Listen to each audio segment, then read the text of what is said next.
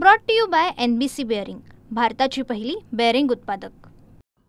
आज DDRने पत्र दिलं म्हणे बँकेला किंवा जो अहवाल दिलेला होता धुळे DDRने त्याच्याप्रमाणे जॉईंट रजिस्ट्रारने यांना खुलासा मागितलेला होता। DDR म्हणून तुम्ही कार्यवाही करा पुढची आणि त्याचा अहवाल मला द्या, असं जॉईंट रजिस्ट्रारने जे दिलं होतं यांना ते मला माहिती होतं। पण आज यांनी बँकेला पत्र दिलं हे काही मला माहिती नाही आहे, त्याची माहिती घ्यावी लागेल। असं आहे, चुकीचं चाललंय सगळं।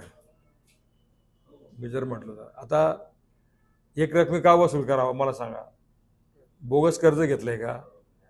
ती आमची शैक्षणिक संस्था आहे, त्या शैक्षणिक संस्थेला कर्ज देण्याच्या संदर्भात बायलाच म्हणजे तरतूद आहे। शैक्षणिक संस्थेला कर्ज देता येतं, उद्योगपतींना कर्ज देता येतं, तो एक निकष आहे। दुसरी बाब, संचालक मंडळाने बहुमताने ठराव करून निर्णय घेतलेला आहे। पुढची गोष्ट, त्याला धर्मादाय आयुक्ताची परवानगी आहे। पुढची बाब, बँकेला रेग्युलर त्याचा भरणा चालू आहे, त्याची थकबाकी नाही आहे। आता एक रकमी केव्हा कर्ज वसूल करतो आपण की जेव्हा ते कर्ज बोगस दिलेलं असेल, चुकीच्या पद्धतीने दिलं असेल, ते थकबाकी असेल, मॉर्गेज नसेल। आता 10 कोटीचं कर्ज गेलं होतं, 20 कोटी मॉर्गेज दिलेलं आहे आपण। आता ते कर्ज 5 कोटीवर आलेलं असेल, बाकीचं भरणं झालेलं ऑलरेडी। आता 5 कोटी जर कर्ज आज माझं राहिलेलं असेल तर त्याला 20 कोटीचं मॉर्गेज आहे माझं। बँकेचं कोणतं कर्ज अडचणीत धोक्यात आहे? त्याच्यामुळे हे कुठेतरी दबावाखाली ते चाललं होतं, तो प्रेशर करून तो अहवाल निर्माण तयार झाला आणि ते सगळ्या बाबी चालल्या त्या। हा, राजकारणामध्ये चालू असतं ते, तुम्हाला सगळं माहिती आहे।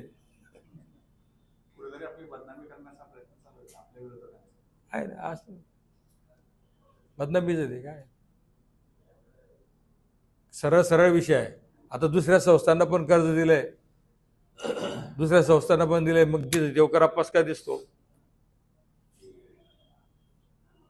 आहे ना? बाकीचे 2-3 डायरेक्टरला कर्ज दिलेलं आहे, तिथं काय आता ते आमचे सहकारी असल्यामुळे मी बोललो नाही, नाव घेता येत नाही, त्यांच्याबद्दल तक्रारी झाल्या नाही म्हणून ते चाललंय। आता देवकर अप्पाच्या बद्दल तक्रार झाली म्हणून चौकशी, त्यांना आता अधिकाऱ्यांना चौकशी करावीच लागते, रिपोर्ट द्यावाच लागतो। देवकर अप्पाने कुठलंही चुकीचं काम केलेलं नाही आहे, मी कोणत्याही प्रकारचं चुकीचं काम आयुष्यात केलेलं नाही आहे आणि करणार पण नाही। आणि हे जे सगळं झालेलं आहे हे नियमात केलेलं आहे। बँकेला 18.5 लाख रुपये महिन्याचा हप्ता देतो, दर महिन्याला मी रिपेमेंट करतो। बँकेचा व्याजाचा पण फायदा खूप मोठ्या प्रमाणात झालेला आहे। जेव्हा एक कर्ज घेतो त्यावेळेला मला दुसरी बँक कर्ज देणार होती, आमच्या बँकेचे MD आमचे काही संचालक म्हटले की आपल्या बँकेला पण कर्जदार संस्था पाहिजे, तुम्ही एवढं मोठं कर्ज घेताय, तुम्ही आमच्याकडे कर्ज घ्या, आपल्या बँकेचा फायदा होईल। त्या अँगलने आपण त्यावेळेला कर्ज घेतलं होतं आणि फुकटातनी घेतलंय, व्याज देतोय त्याला 11% व्याज आहे, 18.5 लाख रुपये महिन्याचा त्याचा हप्ता भरतोय आपण। 20 कोटी रुपयाची प्रॉपर्टी मॉर्गेज दिलेली आहे, कर्ज नाही भरलं तर 20 कोटीची प्रॉपर्टी त्याची जबाबदारी नाही का? असं थोडं असतं। हे बोलायला काही लागत नाही, कुठेतरी राजकारण करायचं, काहीतरी वाऱ्याला लाता मारायच्या, काहीतरी बोलायचं। कोणी असं जर बोलत असेल तर ते चुकीचं आहे। मेहरबानी करून कोणीही राजकारणी माणसाने अशा पद्धतीच्या संस्थांमध्ये आरोप करू नये। ह्या बँका, या संस्था ह्या अतिशय चांगल्या पद्धतीने जर चालत असतील तर ते डिस्टर्ब करण्याचं काम करू नये। डिस्टर्ब होतं याच्यामध्ये। बँकेचा फायदा काय आहे?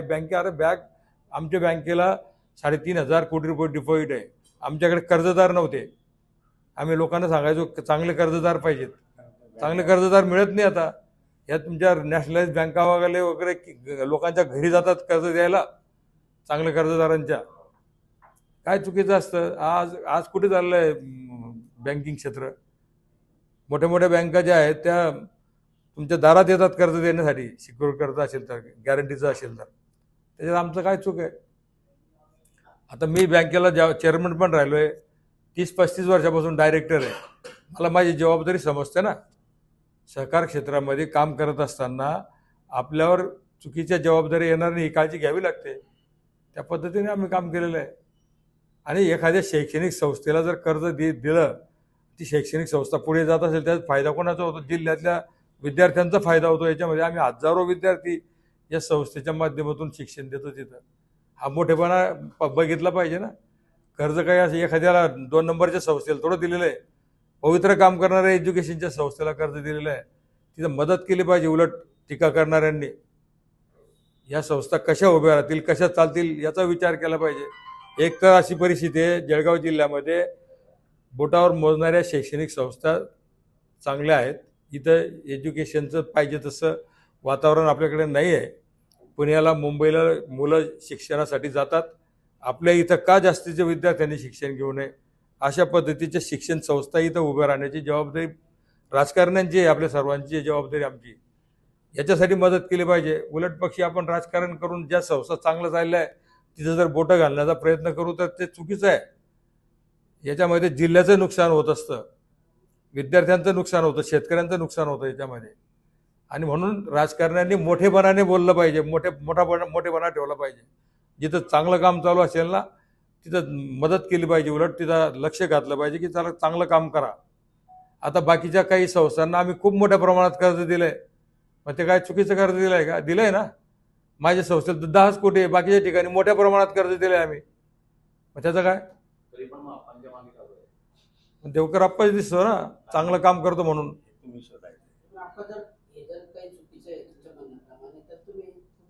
Brought to you by NBC bearing, भारताची पहिली बेअरिंग उत्पादक.